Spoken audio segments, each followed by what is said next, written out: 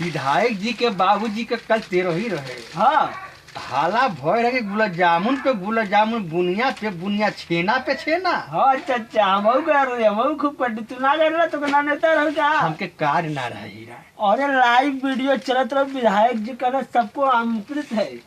परोजना भी गए रहा, घिसवना भी गए रहा और मैनू भी गया था स्टाफ। हमार नाम कहे काट दिया गई कार्य में। पता नहीं चाचा अब परोजना तो बुनिया का बुनिया बुनिया पे बुनिया खाद बा।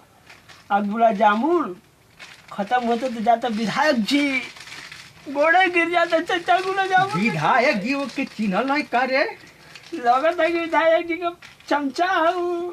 हमके ना बतावला ते भोजपुरियो चच्चा एक थे हुआ खाए वाला जिलेबी छे ना। बता नहीं हमके काहे भूल ना हम उनके वोट ना दहीला। अरे वोट देने रहता तब हम कहेंगे। उनका सपोर्टर नहीं सही बता अरे पहले। तू तो पलटू पाने ना हुआ चाचा। जब से पैदा भैली उ नहीं के छोड़ के कोई को वोट ना देली। हाँ 10-20 लेके घूम जले वो के ना गिनती गिनाते काहे ना चाचा वो ये के बात ना बात मनाई। नहीं। चाचा गिनती बहुत तो कर रखले में खिलाफत हुआ तू। विधायक जी के फोन लगा को भोजपुरिया चाचा के काहे भूला गई है। का अरे- कमी रहे भोजपुरिया चाचा में है?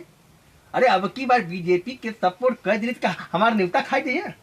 नेवता तो अगर जानता हो कि तू पलटू पाड़े हुआ तो कैसे तो कर पूछ दिया। बार बार मत का हीरा है जेहर खाए के घूमबे करब। काहे घूम हम तोरे गेला? पार्टी में रहो बाकी जेहर खाए के ओके सपोर्ट करब। तोके नेवता ना मिलल हो ना का ना मिले रहे। तो जब तेरे हाथे में लिखल है लेड़ा तो कहा तो कई बार पेड़ा। अब समझ में आ गल हीरा कार हमारा नाम कट के आपन नाम बीड़ा चढ़ा दिला तू। अरे वही बतिया का हमरो बतिया सुना न।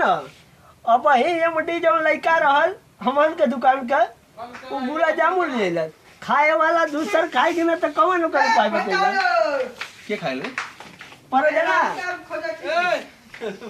हिसाब किताब फरियाद लेल जी करता है परोजना। कहाँ गए? घबरो मत बेटा। I am a surprise. आ जा हीरा हरा हरा हरा